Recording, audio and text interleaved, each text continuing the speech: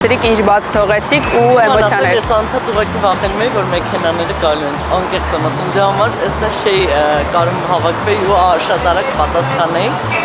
բայց ինչ պատասխանեցի անկեղծ էր, բայց շատ հավես էր։ Գիտեք, հարցեր կա, որ մի քիչ ավելի երկար պիտի պատասխան, այսինքն պիտի օրինակ ում հետ խաղալ,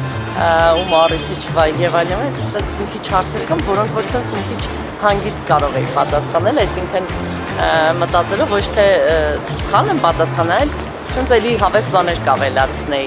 կամ այդ 60 վայրկյանում ինչ չեմ հասցնի անել, էլի բաներ կար, просто այդ ժամանակ հենց Ինչ չեք հասցնի անի 60 վայրկյանում հիմա ասեք։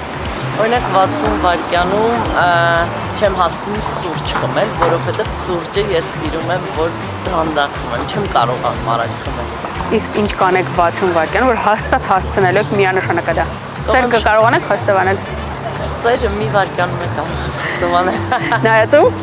Չէ, յուրաքանչյուրին։ Դե Սեր խոստովանելը կարող եմ ասել, ես քեզ սիրում եմ։ Մեր հաղորդմանը սեր խոստովանեք։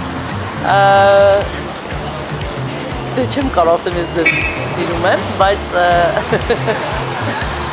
ձեզ բարի եւ կանաչ երթ շատ հավես բան եք մտածել, իմ դուրի շատ եկավ էներգիան, էմոցիան, ադրենալինը, որ մեքենայի տակ պիտի ընկնել, դա սարսափելի է,